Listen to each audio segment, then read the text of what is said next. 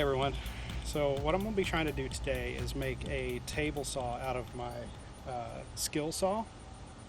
So I have a piece of wood 8 feet long that I need to cut into about a 1 inch strip, and I don't have a table saw. So I thought I would give this a try. I was trying to figure out how can I cut this thing and have a fairly straight cut, but straighter than I can get it just by actually holding my saw, because that's going to be kind of difficult. So you're either about to see genius or get ready to call an ambulance. Let's see what happens. All right, so the first thing I needed to do was I needed to mount the saw to this 2x4 that would pick it up off of the workbench that I'd set up here. And then it also gave me a straight edge against the 2x4 so that I could keep some pressure on the 1x4 and make sure that it was a straight cut.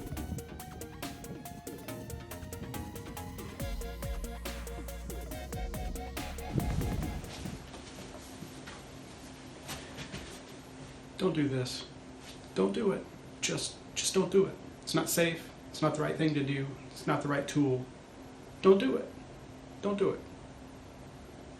Anyway, I needed to get some screws through the bottom plate of this skill saw into the 2x4 that would hold the saw steady while I was cutting the wood. So I had to angle the blade enough to where I could get my drill down there and actually put some screws into the 2x4 through the plate on the bottom of the skill saw. The next step was I needed to get the 2x4 mounted to the workbench. That would hold everything nice and tight while I was cutting the board. In order to do that, I had to lift the blade up, and then I put some screws through the 2x4 and down into the workbench. Now, I had a unique situation here where I was actually going to be cutting about a 1 inch to 1.5 inch strip of this 1x4.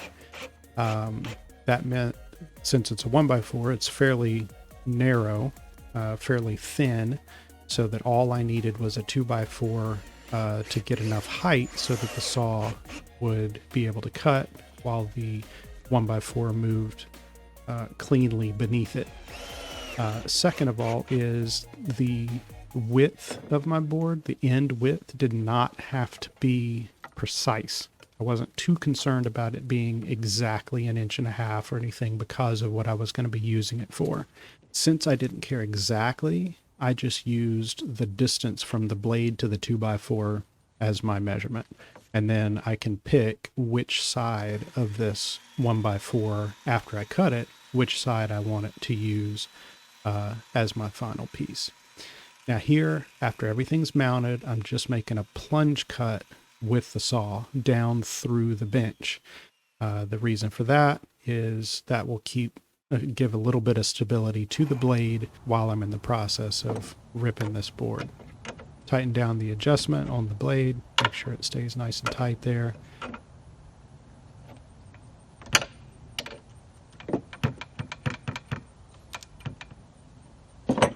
Next, I needed to keep the saw running while I wasn't holding the trigger. So obviously lots of safety measurements here that would keep you from doing exactly that. So I unplugged the saw and used some black tape. Simple, effective, just pulled the trigger back, taped it in that position, and then all I needed to do was plug the saw back in to get it to run.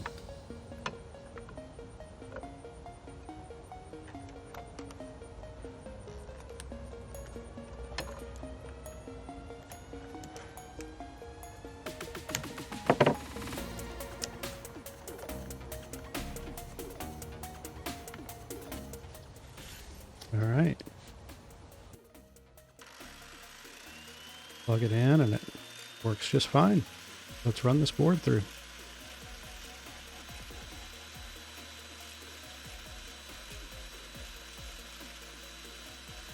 All right, want to take it nice and slow. From this angle, it looks like my hand is really close to that blade. It's not. I was very careful to keep my hands clear. I was unsure exactly how this saw would react and when I started pushing the board through it, so I was very careful to keep my hand clear of that blade. and it actually cut pretty well.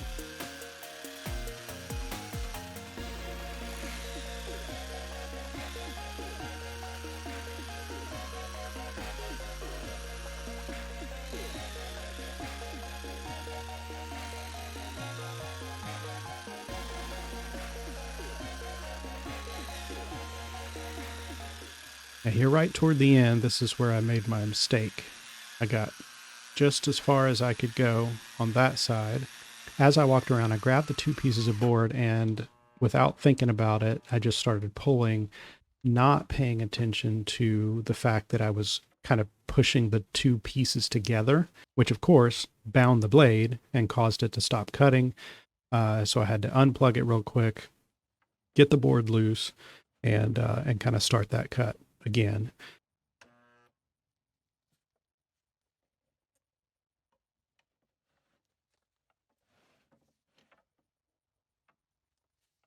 This time being very careful to keep a little bit of outward pressure on those boards so that it would not bind against the blade. And I finished it up, and I'm really happy with the results.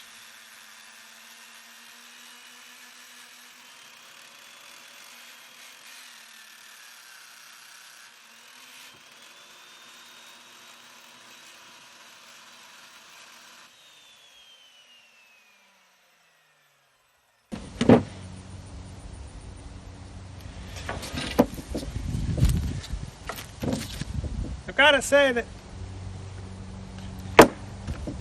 say that actually worked really well.